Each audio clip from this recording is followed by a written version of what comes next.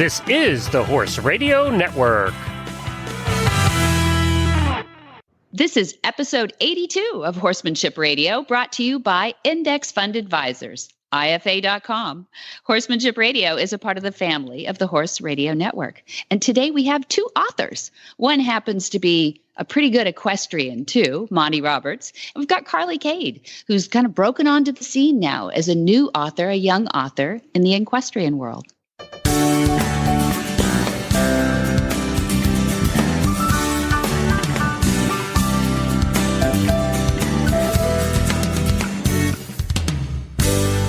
This is Debbie Laux, and you're listening to the Horsemanship Radio. Thank you for joining us. Horsemanship Radio airs on the 1st and the 15th of the month, and I have my producer, Jen, with me today. Hi, Jen. Hello, Debbie. How are you? There. I'm good, Coach Jen. We got some good people to listen to today. This is going to be fun. It's going to be a fun day. They're going to have some really fun takeaways today, people. Look out.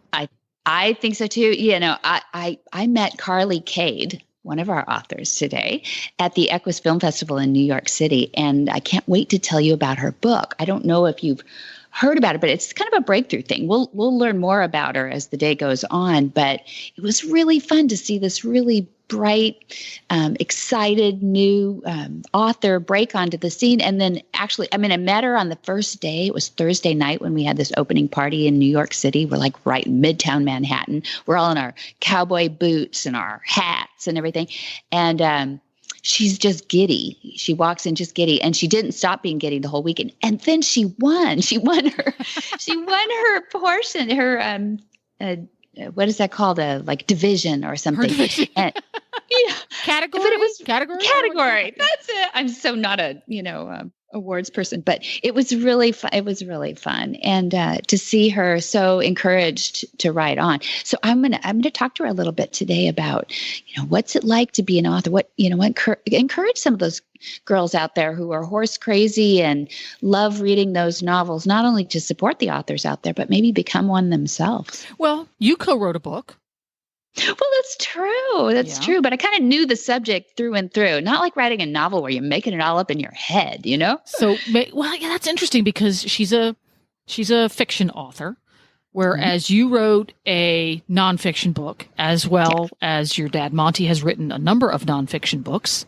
Right. Although, no, even the ones that Shy Boy's books are. He wrote those books. He wrote those books, and they're the truth. So there you go. Has your mom ever written a book? No, but she's a great writer. It was one of her things coming out of high school that she really enjoyed doing. And she really has helped. Without Mom in the background helping us edit and everything, we would be sunk. We really would. And she's an avid reader. So I know she could write. It's probably that we make her work so hard on all the stuff we have to get written for, consumption out there, that she's burned out. She goes to her sculpture and hides in the corner, But you, at the beginning of our conversation here, though, you made a wonderful point probably without even realizing it, is for some of us, the joy is not in doing it yourself. The joy is in watching someone with whom you have a relationship do something and achieve something. For example, you met Carly and you got to know her a little bit and you developed a relationship, albeit a very young relationship. You only knew each other a short time, but you had such joy in watching her succeed at that film festival. Whereas probably your mom, perfectly capable and skilled writer in her own right, as a mom, this is something you see with moms a lot. Moms that are the mommy type, they love to watch their little chicks go on and flourish. So she finds great satisfaction in watching you and Monty write books and helping them along and then see you guys succeed. So I totally get where she's coming from because I have no desire to ever write a book, but I would feel that joy if somebody I helped did. I get that. Yeah, I totally get that. Very nice. That's a nice way to look at it. I remember Mom talking dreamily about authors like Pearl Buck when she was in school, and that she encouraged me to read a lot of books that were from all different walks of life. And of course, when I went through high school in the 70s, it was all about like Clockwork Orange and some really dark things, Yes, right? yes, Oh, yes. it was like, give me a horse book, please. So you bury yourself in Nancy Drew's and then, Thelwell's, which are those funny little horses Thelwell. with, leg at each corner, Oh my so gosh, Thelwell, the best. Well, see, now Thelwell, today's Thelwell is Fergus. Fergus. He is the Thelwell for the so modern right. age. So true. Oh, and and Jean's a great author. She is hilarious. Oh, I know it's Fergus, but she's a clever girl. We've interviewed Jean here, Abernathy, on Horsemanship Radio, and people can go to that episode. She's a clever lady. I'm always trying to get her to do some sort of animation so we get to hear what Fergus sounds like, but she's pretty insistent that would ruin the whole deal. So probably so. But what I loved about we also have an interview today with Monty, Dad, and it was a great different kind of way we did it today. And what I thought he gave us, see if you think I'm wrong, was a roadmap where we can aim for. And so switching gears a little bit from the ethereal, a novel, to a concrete element, I sit there and listen to him say how to train a horse, and I think, it sounds easy when you say it, but, it's really right. Even I recognize, that, oh man, he does that so well, and the timing is so good. But what encouraged me, and I want people to listen to the interview through this lens, is that how when you're learning something, you can go wrong in so many different ways with a horse, right? You can head in that direction and go, that's not working. Or you can head in that direction, that's not working. And I was even reading some books this morning and I thought, that person's kind of on the right track, but there's one element I know they're missing, in training a horse, that if they just understood that, it would be. And that's actually what Dad's doing a really good job, Monty Roberts is doing a really good job with, is he's got the roadmap. Now, all we have to do is get the timing really right. We have to, just develop, we have to put a lot of wet saddle pads and blankets, back in the tack room, right? Well, practice. Yeah. Practice. Yeah. But at least we're not taking roads that are, going to take us down. How much time can you waste, going the wrong way? Right. A while back, I did a little post on my Horse Tip Daily Facebook page. Horse Tip Daily is a little podcast I do. This has good. Little practical tips on it. So if you want to go look at it and listen to it, it's over on horseradionetwork.com. And I do a lot of posts on the Facebook page in addition to posting the audio shows on there. Mm-hmm. And I forget what inspired me to put it down. But today's show, I think, exemplifies that balance that we have to have, not only as equestrians, but I think to be a well-rounded and contented human being, is you have to have a balance of inspiration and hard work. The hard work's going to get you down. If all you ever do is work, and grind yourself into the ground, both you and your horse are going to become sour and dull and uninspired. If all you ever get is inspiration, you go and watch Monty's demonstrations, or you attend the Olympics and watch the equestrian events, you feel inspired, but you're not going to succeed in anything because you still need the physical, actual practice. So you need to have a little bit of each. So I think it's going to be interesting. I think today's conversations between the two of them, we're going to find two people who not only do that, but also encourage others to do that as well. That's nice. Yes, I agree. Yeah. Really good. So let's get to it. Right after this from IFA.com, we're going to have a chat with our first guest. Hi, I'm Mark Hebner, president of Index Fund Advisors and proud owner of Monty Roberts Willing Partners graduate. He's a sugar bear. Investment portfolios are a lot like horses. You need to find one that best suits you, your temperament, and your stage of life. Some people might like an energetic horse and an aggressive investment portfolio, while others are more comfortable with a gentle ride and a more conservative investment portfolio. The trick is to find the one that's right for you. That's what Index Fund Advisors is all about, matching people with portfolios. risk-appropriate, low-cost, and globally diversified investment portfolios. You can find the right portfolio for you by taking the Risk Capacity Survey at IFA.com. That's IFA as in Index Fund Advisors. Or you can call us toll-free at 888-643-3133. That's 888-643-3133. Just named as Horse and Hounds magazine top 50 of all-time greatest horsemen, Monty Roberts is the creator of the world-renowned and revolutionary equine training technique called Join Up. Monty travels the world demonstrating that nonviolent, gentle training creates breakthrough performance as you partner with your horse. Monty grew up on a working farm as a firsthand witness to traditional, often violent methods of horse training and breaking the spirit with an abusive hand. Rejecting that, he went on to win 9 world's championships in the show ring. Today, Monty's goal is to share his message that violence is never the answer. Monty is credited with launching the first of its kind Equus Online University, an interactive online lesson site that is the definitive learning tool for violence-free training. Well, welcome back, Dad. Monty Roberts, how are you? I'm good. I'm ready to talk to you. I know. You know what? We had planned this little episode here a while back, and I'm really excited to talk to you about a specific subject because we have some people writing in, and it seems to be a problem. But before that, I just wanted to say officially on the air, because when we were last recording, it was actually the day of January 12th, 2017, and unbeknownst to both of us, you had just been named as one of the Horse and Hound magazine's top 50 all-time greatest horsemen ever. Can you believe it? Yes, actually, I always knew it, but you drum it for a long time, and you just don't know if you're being recognized. That's fine. And the people close to me, I've talked to several people that said, "Oh my goodness, the top 50. I know you're the number one." And that's all well and good, but let's look at this from a realistic standpoint. Right.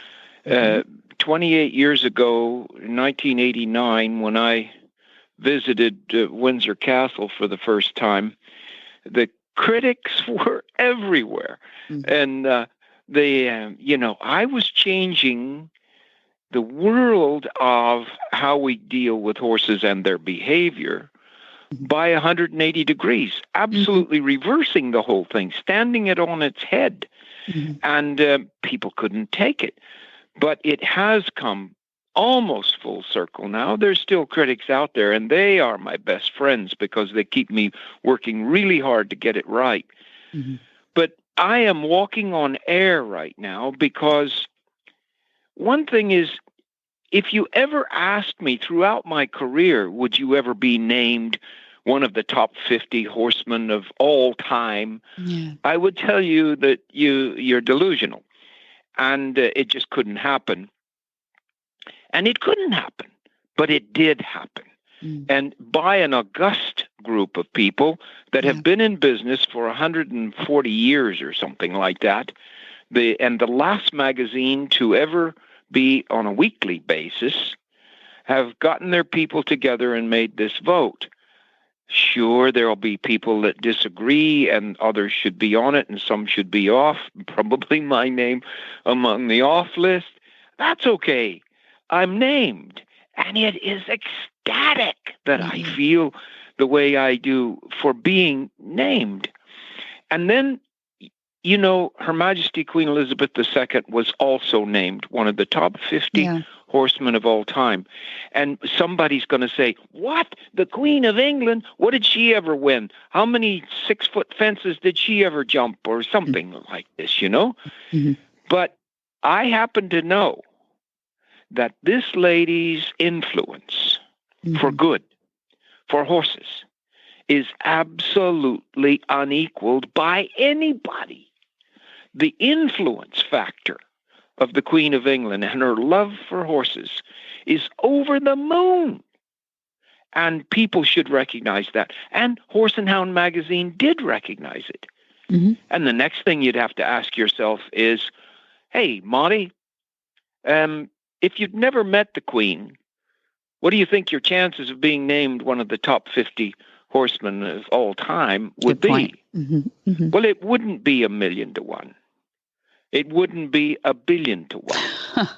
It would be 1,000,000,000,000 to 1 that anybody would ever name me one of the top 50 horsemen of all time if the Queen's influence hadn't been behind what it took to get me around the world and to bring my work to the number of people that I have. 3.6 million people have seen me in person in my demonstrations. Right. That wouldn't happen, Debbie.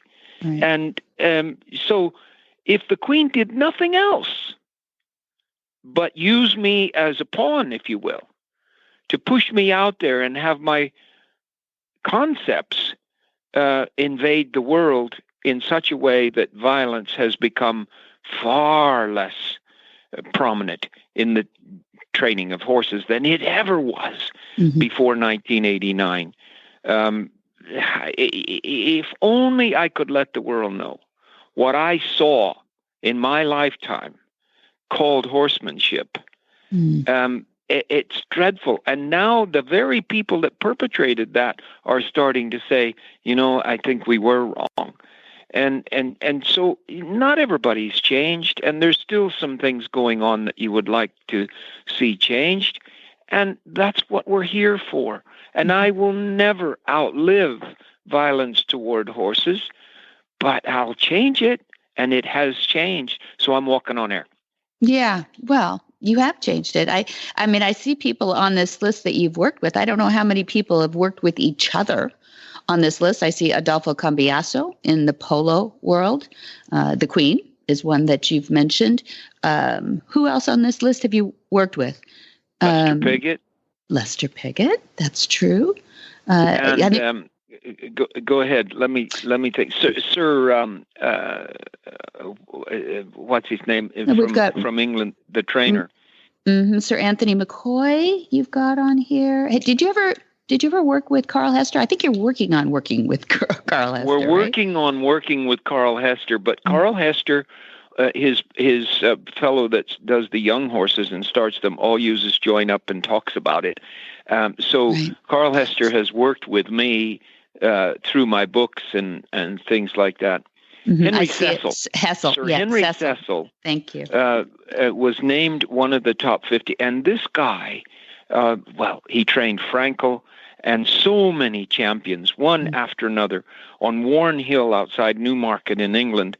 And his father-in-law, Sir Noel Merlis, I worked with him and lived with him there in 1954, Debbie, 54. And way back, And so, I mean, the Queen and I are the only ones on that list that are currently working together. Okay. But it's synergistic. The people that you see named in the European area have all been touched by our concepts one way or another. Oh, they Carlos might even Gracida. have been touched with them to the extent that they don't want to have anything to do with them. But they've at least been given the opportunity to have a look. That's what the Queen has done. Yes, exactly. I see Carlos Gracida on here too, which is wonderful because that's posthumously. And I love how they described everybody. I hope everybody gets a chance to get a hold of the magazine, not just because I love the photo on the front of you, but it's a great photo. I mean, imagine Horse and Hound, iconic English magazine, and there you are with a naked horse. I mean, he's a Mustang, first of all. The only thing he's wearing is when you said freeze. You had me worried there for a minute, Debbie. When you said naked, I'm sorry? I'm going, holy cow, you had me worried there for a second when you said okay, naked horse. Monty's not naked. No, it's a naked horse. He's only wearing a freeze brand. That's it. No, it's a beautiful photo. It's Chief. He's an American Mustang, and he's here on the farm still looking for an adopter, really. But he's a wonderful big one. He's about 16 hands. So I think he would be a world champion Mustang jumping horse. Adventure, maybe. Yeah. He could be. Go. I'd love to see him in dressage. That'd be kind of fun. Yeah. He's a beautiful horse. And Yeah. didn't he get over a 6-foot fence while you were? He did. He Yep. did. He jumped a 6-foot fence, and I said, "Look at this. We've got the world champion Mustang jumper." You sure do. Holy cow. You need He to put that wasn't on his supposed- resume. He wasn't supposed to jump the 6-foot fence. That's how we knew it. No, we didn't plan it that way. No, we didn't plan it that way. Well, anyway, I'm proud of you. I mean, who's your daddy? That's him right there. And we're real excited to have that as another tick the box. We wouldn't have had that on our list. For those people listening that have never had such an opportunity to be named in some august position like this, get yourself ready if you ever do. Keep working and you might, But I started with nothing but a love for horses and horses all around me. And you can do it too. I want to be inspirational now. And my next book, I'm doing another autobiography because more has happened since my first one than happened before it. Sure. So I'm doing it, and it wants to be inspirational. I want to show people. But when you are given some tremendous gift like this, naming me this way, you will feel humility like you've never felt before. Because you will ask yourself, why didn't I start earlier? Why didn't I work harder? Look what I might have done if I'd have really known it was going to happen this well. That's the kind of thing I feel now. Not, I'm not spiking the ball, man. There's a lot of work to do. Mm-hmm. And I'm not calling myself a genius at this stage. What I am calling myself is a hardworking person that has achieved some things. But there's a lot more work to do. And if I could leave the next generation with the baton to take it on, I'm going to be one happy soul. Well, you've inspired a lot of people to do just that. And I know that that's why I can look at a list like that and think about how those others inspired people and how you've inspired people. So I know that works. I know that holding people up that have done good by either an organization, good by a discipline or an industry always works. So thank you for encouraging that. I think that there's a lot of people out there who can. Your listeners may not know that your mother is my first wife. Yes, she is. And we've been married 61 years. Mm-hmm. And she is my first wife and the only one. Right. So 61 years. And she is a world-class sculptress and really does a fantastic job. She doesn't even know how good she is. But recently I came up with an idea for her that is allowing people to watch her build a sculpture by once a week do a little clip, a video clip of how this horse is born and grows. Mm-hmm. And the people are chiming in, and it's wonderful, I think. And it's a lot of fun. We're putting it up on Facebook. And then anybody that gets that sculpture is going to get a DVD of the growth of that sculpture. Won't that be fun? Oh, yeah, that's a great idea. I didn't even hear about that part of it. That's a new idea. Okay, good. Yeah, no, it is really fun to watch you guys. You guys are pretty cheeky back and forth, by the way, on your little videos that you make. But it is fun. We're putting them on Facebook. We'll have to put it on the website. Sometimes she does things that throw me, like I think this horse's ears are too long right now, and we're waiting for the people to chime in and give their opinion, but she doesn't like to measure things, She just likes it to be from her eyes, and just a feel for it. And I try this clay, and it doesn't go anywhere I put it. No, I know. It just doesn't work. I think I got your DNA from that side of it. Yeah. Either that or it skips a generation. I'm not sure which, but it's not happening in my hands. But anyway, to our subject of the day, and we want to give people some tips here. It's mostly because I went to you and I asked that I'm getting a lot of letters from people. So help me out with this. I'm hearing adjectives in these emails and in people calling us saying, my horse is lazy. My horse is stubborn. How do you help a person with their horse? Well, I was just working with a colt this morning that it needs the giddy-up rope. And the giddy-up rope is my answer to it. And the giddy-up rope has its roots way back in Spain, where they created this thing called a romal. Mm-hmm. The romal is a part of the reins that goes on down, and it's actually a whip. But it's a limber whip of braided rawhide. And you don't just strike it like you would a whip on the side of the horse, but you flick it across in front of yourself, and it crosses the body of the horse and then comes down on the left side and then the right side and so forth and so on. And the romal used to be a required piece of equipment, no longer, and they don't allow it to be used in the ring, which is a good thing, really. Mm-hmm. Mm-hmm. But the horse that doesn't want to go forward is often encouraged to go forward and want to by the act of, I think it's kind of a predatorial act, when something flicks across your back and touches you on one side and then flicks across your back and touches you on another side.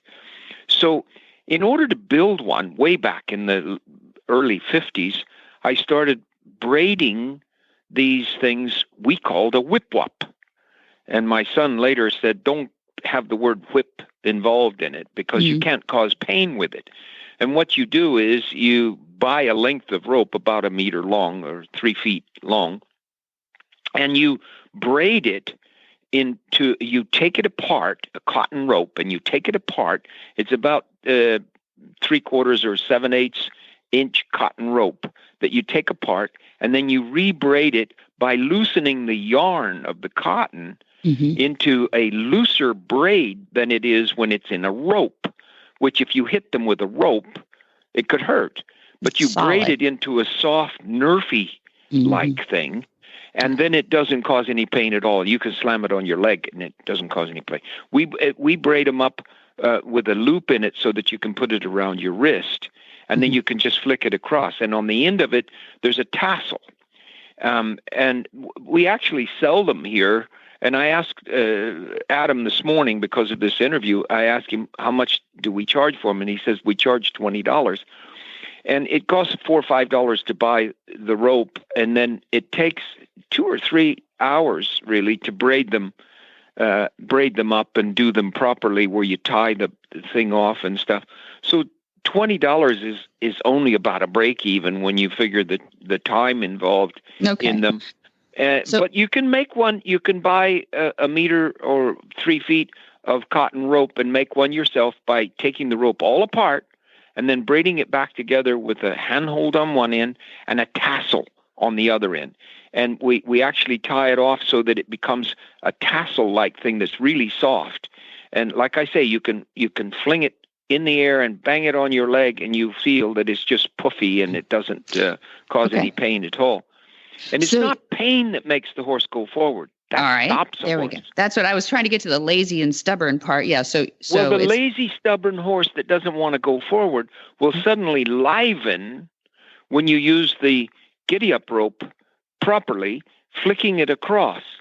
And on the online university, you have Walter Won't Go.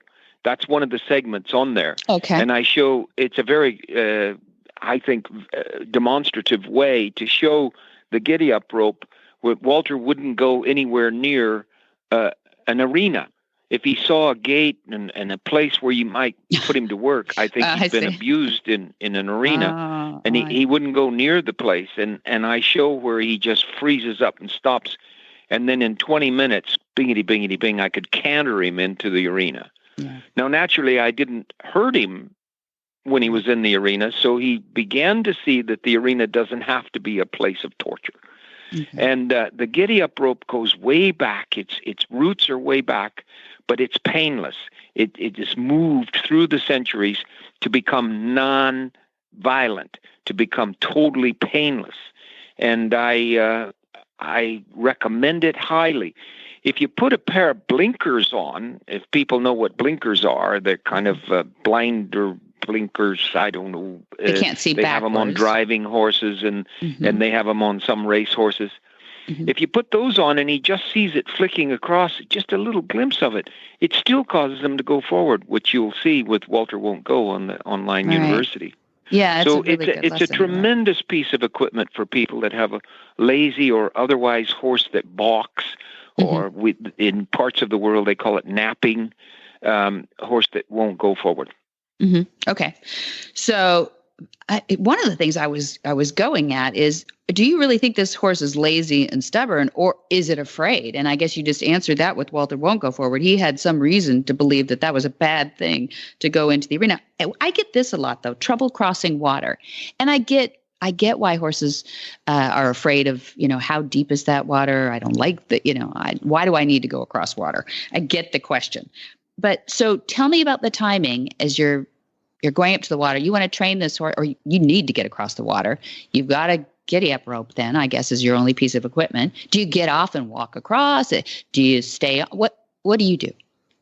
Well, first of all, I would like everybody that has a horse that won't cross water to find a friend that has a horse that will cross water and cause it to be the lead horse going through. And don't lead a horse through water, because you're going to get jumped on while you're in the water, and that's not fun. But if you ride next to another horse and cause another horse to be bait, if you will, or a friend that shows them that the water is okay to cross, that's being fair with the horse, and they're much more apt to do it. Now, when you get there and the horse says, no, let that guy go through, but I'm not going, this is not me. And then you can use the giddy up rope, flick, flick, flick, and it encourages them to go across big time. It really works. And so he ain't going to go, get a giddy up rope, and you'll get him to go. And I'm hearing two reasons why, I think. I'm hearing peripheral vision behind him. So he says, whoa, that motivates me to go forward. Yeah. But I also, am I hearing slap, slap on your leg or on the fender or the saddle? Is it an auditory thing too? When this rope comes down on the horse, it doesn't have to even hit the horse. You can, if you have a big Western saddle on, you can just bring it down on the skirts of the Western saddle. Yeah. Flick, flick, or you can bring it down on your own leg. If it does go down and strike the horse behind your leg on the rib cage there, it's not going to cause him any pain. Right. He may think it's going to be painful when it's headed that direction, but it isn't painful, and so he doesn't resist it. If you sting him with a whip, eventually he'll kick back and he'll say, you're a terrible person and I don't like you and I'm stopping right here and I'll kick. And they just make it worse with these blinking whips that cause pain. Yeah. It's the same when you're trying to load them in the trailer or anything else. If you cause them pain, you're going to get a fight, and you should. Yeah. Horses have a right to defend themselves. Exactly. And they think backwards when you've got pain in behind their ears. Sure, they're instead into of the forward. Right, where you want them to go. I wish the people that are listening could have seen me this morning with my family group of deer. And I've been proving to myself that you can't herd deer, You try to push the herd, and I get 20 and 30 in this family group out here, and I say, I'm going to push them up to that end of the lawn. Okay. I guarantee you that they will be behind you on where you left from so quick it's not to be believed. And they don't particularly want to go behind you, but they will go into the pressure that you're trying to apply to them to herd them away. Now, you can herd horses pretty well and cattle pretty well. Sheep can be herded very well. Deer, no. They say, I'm into pressure 100 times greater than the horse is. Mm-hmm. And horses are into pressure too. And they will circle back and try to get back where you didn't want them to be because, I don't know, it's into pressure to fight off the predator. They don't just flee from a predator. They will fight the predator and then flee. So into pressure is a big part of it. And you probably will have one later about my pusher pipe that I have that's padded to cause horses not to go into the pressure of the rails in the starting stalls in racing. And the same thing causes a horse to fight the sides of a trailer when they go into this trailer and almost fall over with their feet going up the wall. Mm-hmm. That's all into pressure. The phenomenon of into pressure. We will go away from pressure, a human being. Horses will go into pressure until you teach them to move, like off your leg, for instance. You put your leg on first, and they'll go into the leg, and you'll teach them to move off the leg by releasing the pressure when they move away. Uh-huh. So the giddy-up rope sends them, it herds them better than any other factor you can think of. Okay, so here I'll leave you with this question too. This is all the time I'll take from you, but what I'm thinking about, you're telling me when you come off the pressure, and you're telling me when you flick the giddy-up rope. How can a person improve their timing? Because what you do, your timing is so impeccable that I think it's almost not duplicatable. But I know we can strive for it. So talk to the person who wants to improve their timing. Yeah, it is duplicatable because I am only human. But I have lived with horses so long that I'm more horse than human now. And so I naturally do things from muscle memory that I don't even know I do. And people will say, why did you do this? I didn't do that. Yes, you did. And I see it on videos nowadays. And I did it. And then I'll see the reason why I did it. And I didn't even know I was doing it. So I'm not a very good teacher in that regard. But you can learn it. And one of the ways, view, what is it now? How many lessons have you got on the online university? Over 430. Mm-hmm. Over 430 lessons. View all of those and look at them 2 or 3 times each, and you will instill in your muscle memory the things that I'm doing, even if you don't want to. It'll happen when you're working with your horse, and you'll find yourself doing it through muscle memory. So learn, get an education, work with the horses, let the horses be your professor as well, and you will learn these things too. It took me a long time to learn them, but I can help people learn them a lot faster now. I didn't have an online university to look at when I was the age of your listeners here. So I had to go through trial and error on everything I wanted to do.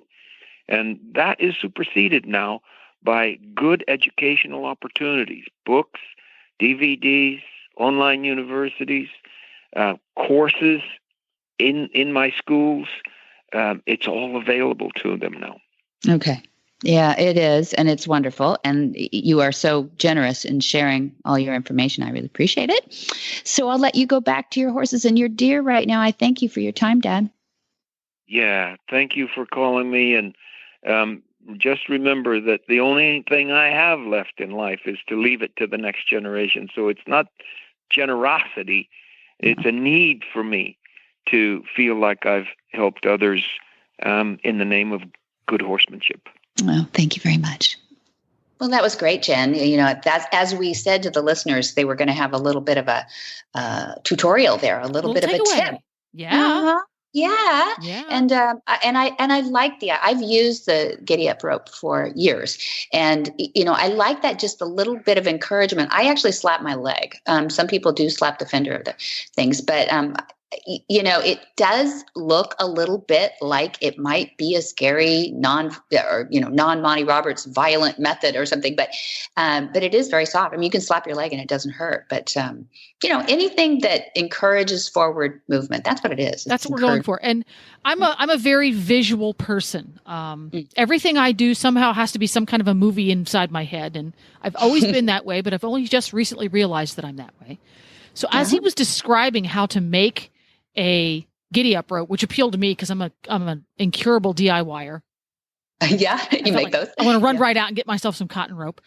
I was trying to come up with a way of how can I envision using this and making it useful in my toolbox, because I've grown up with use a whip. You have a whip for show jumping. You have a whip for your dressage. It's a whip, and I envision whip, and it has a certain emotional as well as physical memory.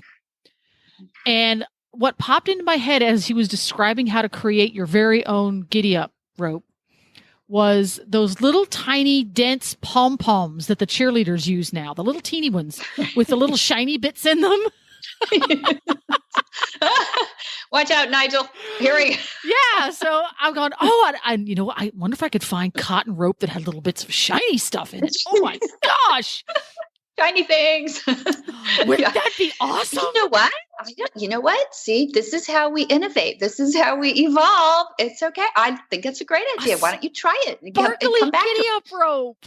Report. You know what? Monty says, my idea is right for me today, but if you show me a better idea, it'll be my idea tomorrow. So, he gives you credit, though. He always gives credit. No, I think it's a great idea. Why not? Why not? So, little pom-pom, and it, for me, it creates a sense of encouragement versus punishment. Exactly. Which is what we're really going for. And horses are flight animals. They don't need much encouragement. I think we overestimate, just their their flight mechanism, that they are a prey animal, and that's instinctual. So even if it's just refocusing them, like, woo, what was that? Really, right? It's not, pain makes them think backwards. Like I was saying, it makes them think backwards. It makes them resent. Eventually, it makes them, paranoid. Yeah. Right. And so, anything that encourages, you got to try it. You got to try it. If it doesn't cause pain, that's Monty's bottom line. Draw a line in the sand at pain. If it doesn't cause pain, it's game.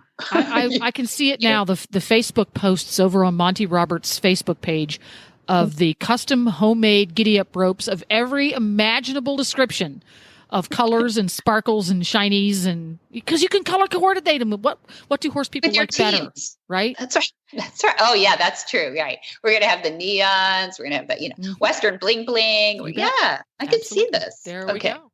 You and I. That's what we got to start that. There we go. And speaking of things that girls love, we've got another guest coming up right after this from Omega Fields, who has something that every horse girl in the world is going to love.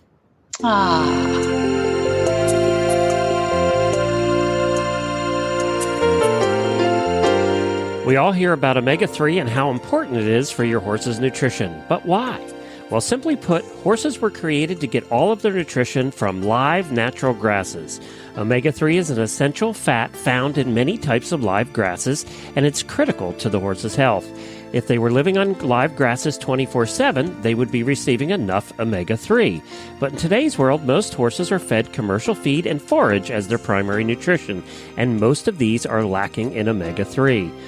That's where Omega Fields comes in. All of Omega Fields flax-based products provide a balanced, essential profile of omega-3, 6, 9, and may be helpful in alleviating problems related to skin, coat, hoof, joint, and sand colic.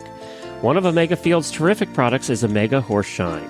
Omega Horseshine is an omega-3 stabilized ground flaxseed supplement for horses to help maintain a shiny, healthy coat, strong, solid hooves, and top performance for horses in all life stages. Omega Fields provides the best human-grade, non-GMO ground flax that can help horses with dry, scaly, itchy skin, joint pain and inflammation, poor hoof growth, allergies, and more. Don't just listen to Debbie and I. Alexandra, a customer of Omega Fields, says any horse I ever own, I will feed them Omega Horseshine, and I will recommend it to anyone. You can get your Omega Horseshine today at omegafields.com, or just for our listeners, get 15% off using the coupon code Monty2015. All one word, it's Monty2015 for 15% off your next order at omegafields.com. That's omegafields.com.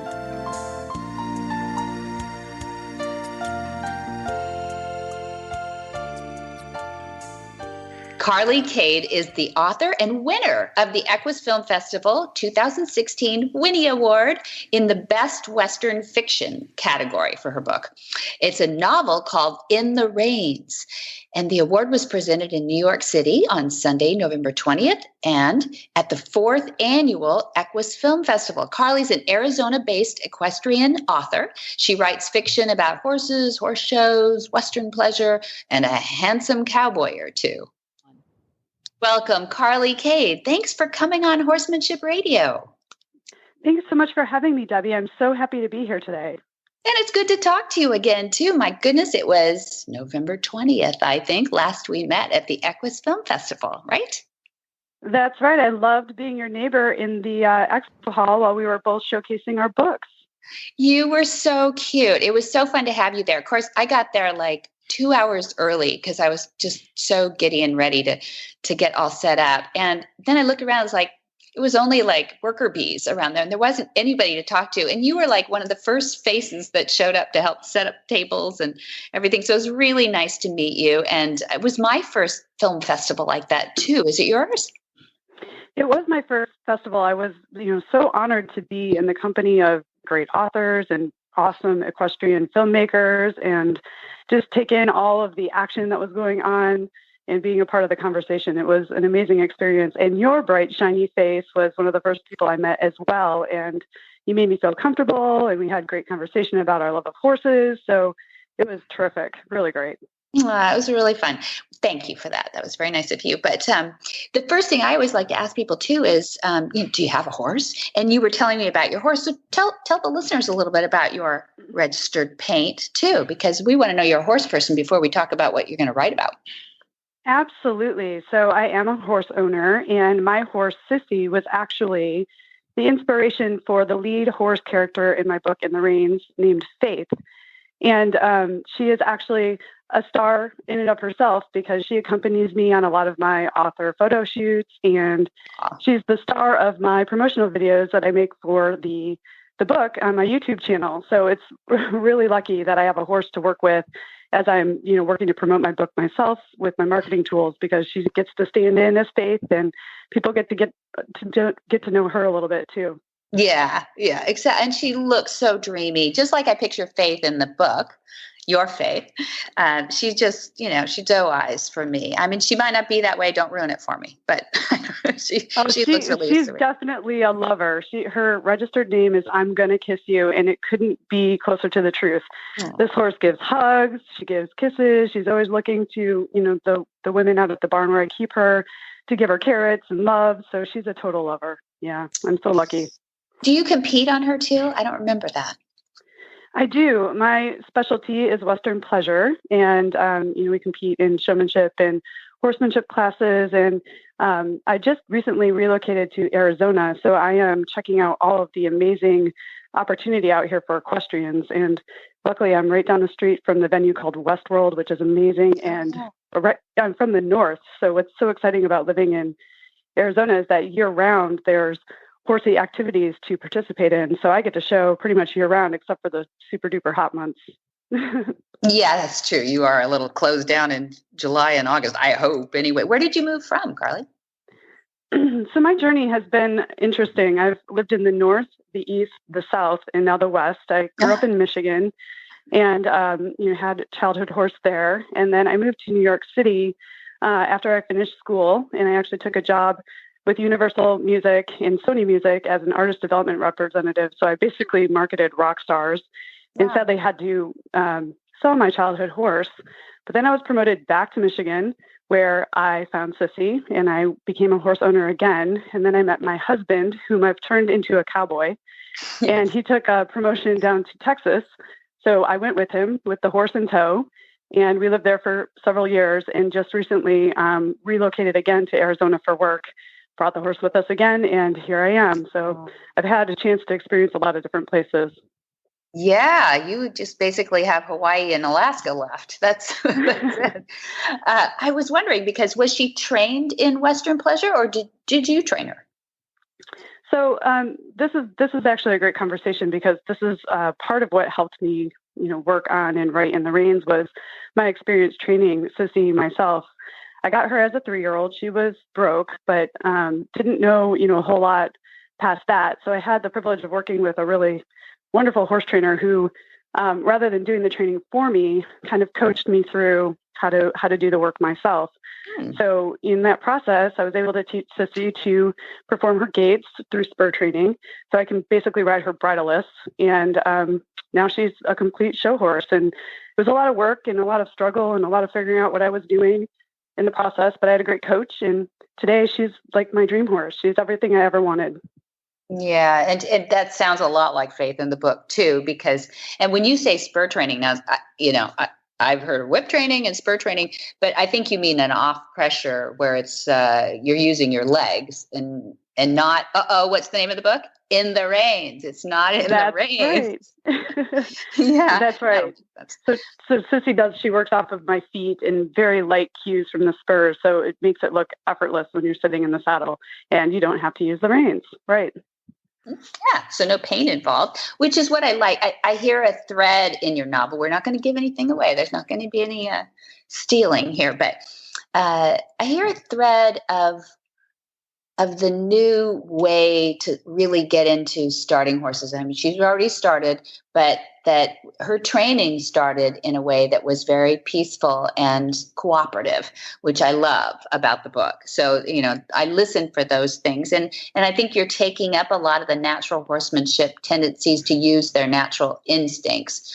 Am I reading correctly into the book for that? That is absolutely correct. The pages of the book are filled with a conversation about the human-horse connection and the special bond, especially between the leading woman, Devin Brooke, and her horse Faith. And as she explores, that natural way of training and working with the horse's intuition and being partners as opposed to, making it a challenge for the horse to learn how to be trained. So it's an exploration through the eyes of Devin Brooke as she's learning. And then she has this mentor and also a love interest, McKinnon Kelly, a horse whisperer type, if you will, but, just has a different way of listening to horses. And she learns through his eyes how to train her new paint mare. So it's really lovely. One of my favorite quotes from the book, actually, it comes from McKinnon Kelly as he's speaking to Devin Brooke. And he says, any real beautiful thing in this world shouldn't be tamed or claimed or broken. It should be allowed to be with, worked with, not against, and appreciated. So he says to her, don't be afraid of the wild she has left. It's what makes her special. Because Devin has a few Bridget Jones moments, if you will, where she has some blunders along the way as she's learning what she's doing. And she's learning to listen to her horse, and sometimes she doesn't do that so well. Yeah, it doesn't hurt that McKinnon Kelly, the wonderful cowboy, that's the guy that she's after eventually, is dark-haired with clear blue eyes. It doesn't hurt that he looks pretty attractive in there too when he's saying these wonderful things about horses. There's a horse girl in there just happy to hear it all. And one of my favorite lines is protect the animal's spirit. And I think if I had a wish list and I got to be queen, I would take the word breaking out of our lexicon. The vocabulary word breaking in horses has been too long amalgamated. And I think we're getting there. It's just it's like a little old holdover, because I don't picture you being an advocate of breaking a horse after reading this at all. Oh, absolutely. I couldn't agree with you more. I think removing breaking from the terminology and any aspect to the horse is the right way to go. Absolutely. And one of my favorite parts about the story is that is it Briarwood Farm? Is that what? Greenbrier. Greenbrier Farm. That's it. Thank you. Is that it's a peaceful place, and there doesn't seem to be the typical drama of an equestrian center, right? Because there's always people probably shouldn't have a horse and all. Everybody seems to be an advocate for horses. I like that about that. That's right. When I was creating the book, it was important to me to make the horses as much a part of the story, even more so, or just as big of a deal as the leading characters. And Greenbrier Farm is the serene, perfect environment for my leading character, Devin Brooke, to learn about her horse. There isn't a whole lot of commotion, and it's a really peaceful place for her to train and grow and experience the connection. And as I'm writing the sequel, it's very interesting. I'm actually going a little bit in depth about the history of Greenbrier and how all these horse lovers ended up coming together. Oh. So we go into the past of Sophia Matilda Washington Clark, who is the Greenbrier farm owner. We learn about where her passion for horses come from and how she wound up owning this big, beautiful horse farm, and how McKinnon Kelly came into her life along with J.D. McCall, the other handsome cowboy in the movie who's a bull rider, and how all their stories sort of intertwine, and the horses that led them all together. So it's meshing and threading really well. The In the Reins, the book, was sort of a prelude to help readers fall in love with these characters. And the sequel, which I anticipate will be out this year, really goes into the backstory to learn how these horse lovers came together. Cool. Oh, cool. As having read the book, that's exciting to me. So, that's one of the things I wanted to ask you today too, without giving away the book then, is, if I think you can encourage a lot of people. There's either people who buy books and just love books, and without them, you guys, you authors, wouldn't exist. And then there's authors who probably don't even know they have author in them. And I'm excited to hear, what's that process like for you? Because you seem to be, fairly new into the industry and excited about it, and you've got all these different ideas. Talk to the listener who says, what? I would never write a book, but not to sell themselves short, that they could.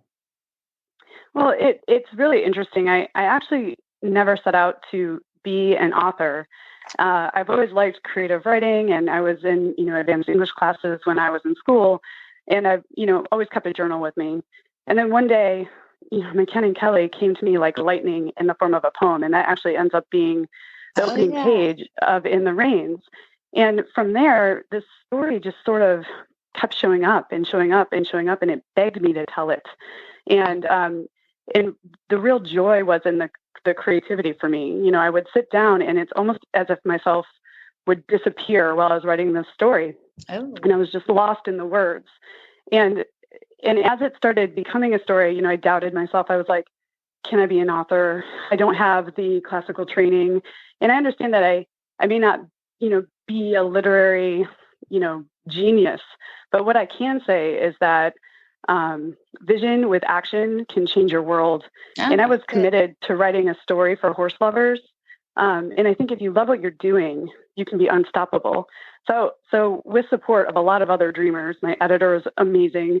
My husband, of course, completely supported this, believing in me. I actually wrote this book and decidedly on my own, self-published it, did all the marketing for myself, and it's being really well received. I mean, I've been an Amazon bestseller for more than 10 weeks.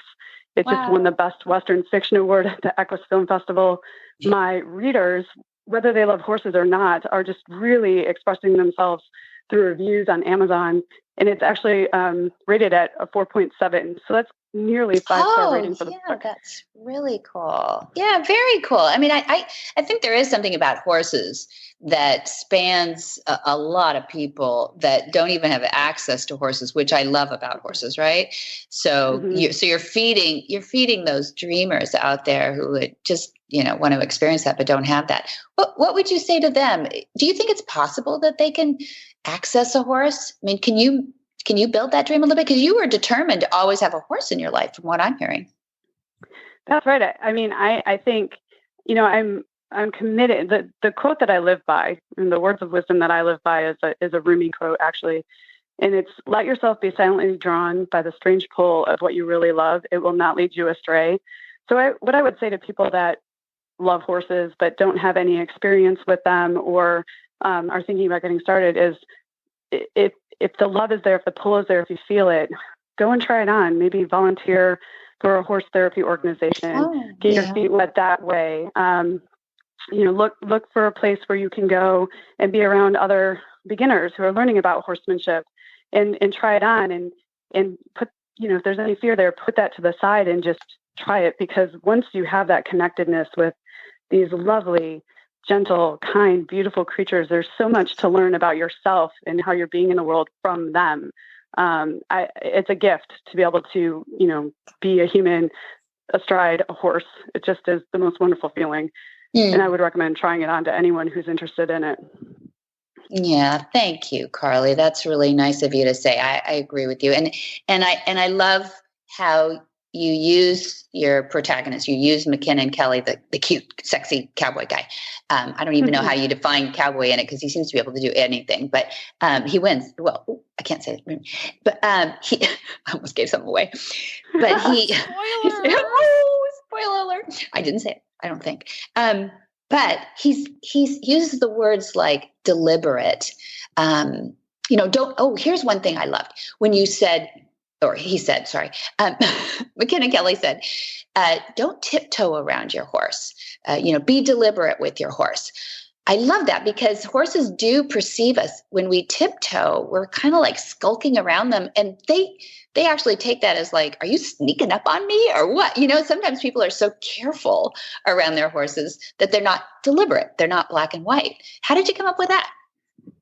I think that is part of my own experience with horses. I've grown up with them. I've been around them since I've been 7 years old. I took riding lessons when I was very young, and it's just something that you pick up on. If you're nervous and you are skittish around them, it kind of generates that return energy or reciprocal energy from the horse.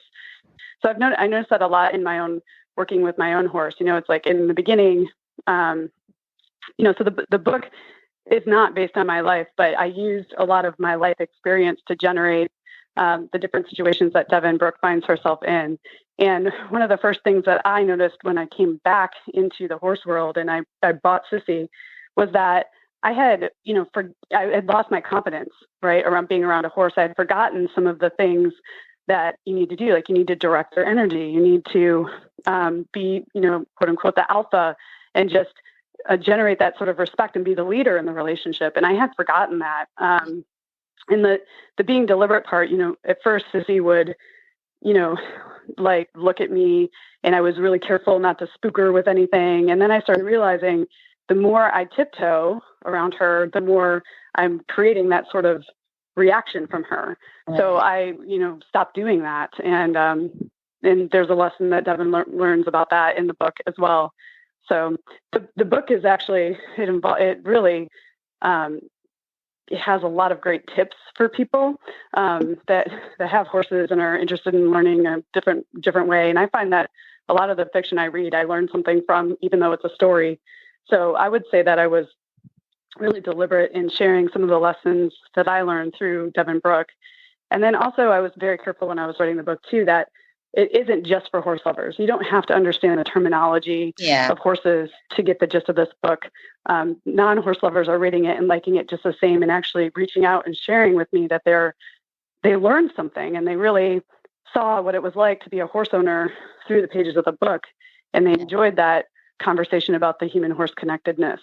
So it's a book for everyone, but I specifically did write it with horse lovers in mind.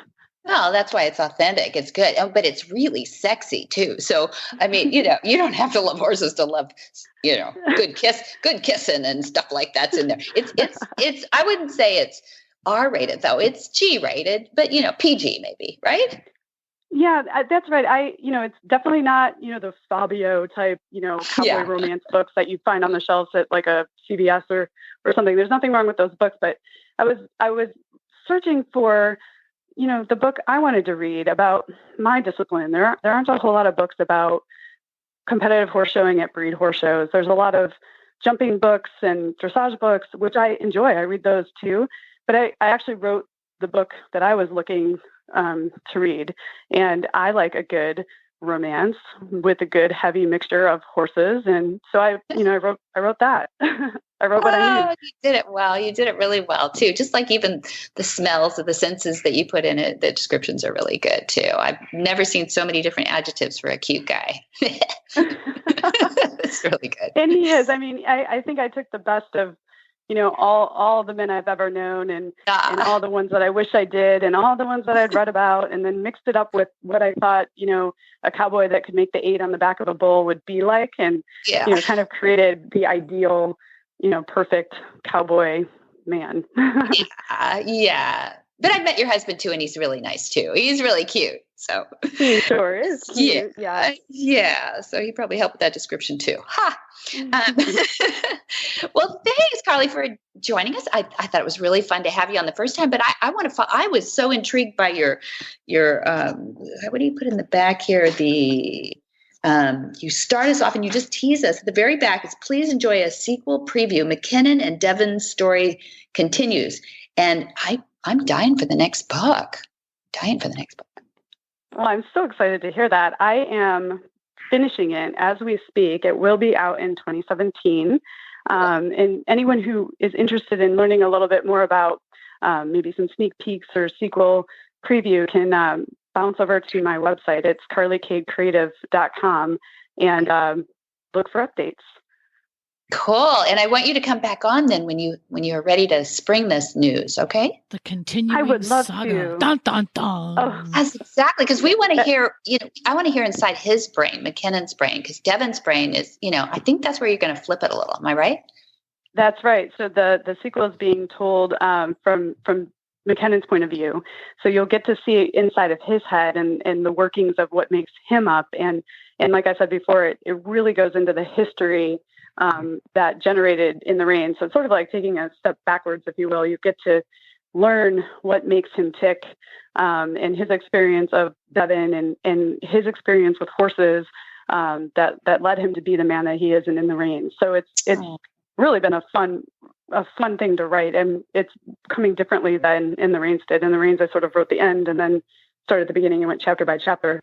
This book is taking me all over. I follow Sophia, and Sophia tells her story, and then I, bounce over to JD, and JD's got some things to say, and then Devin pops up occasionally and shares, her longing, given what's going on with McKinnon, and then of course the main voice is McKinnon, and he's, battling some of his demons, so he can maybe make his way back to Greenbrier and some of the things that he left there. Oh my gosh, it's great! It's a classic, great book. Yeah, yeah. So fun. All right, we will have you back then, Carly. So stay tuned. We want to hear breaking news, and we'll send people to your website and to your Facebook page, and have everybody follow along.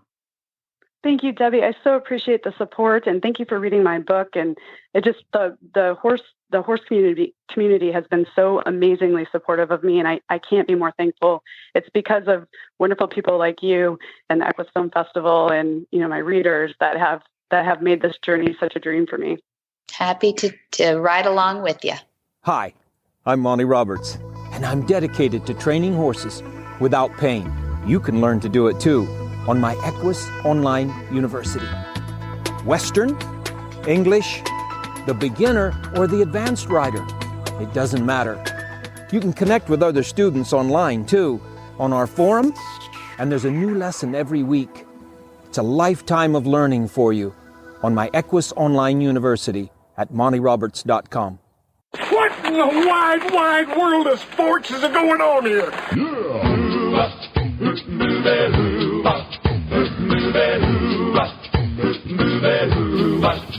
Where in the world is Monty Roberts?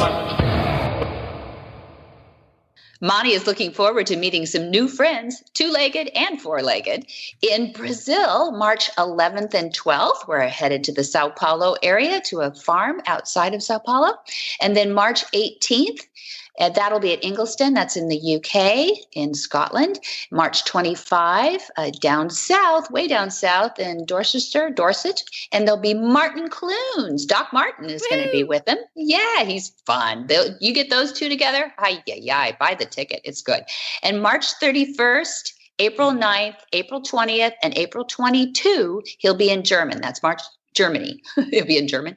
March 31st, April 9th, April 20th, and April 22, he'll be off to Germany. And then, looking far ahead, in July 10 through 21, we have a Gentling Wild Horse course back on Flag Is Up Farms in Solvang, California. Mm-hmm. And then close to after that, we'll have July 31st through August 4 is the iconic Monty special training now. We've been doing for years. It's a lot of fun. We get a lot of lessons out of that. There's a lot going on, and you can get all of that information and more at montyroberts.com, or you can call Flag Is Up Farm and speak with a pleasant and helpful human being.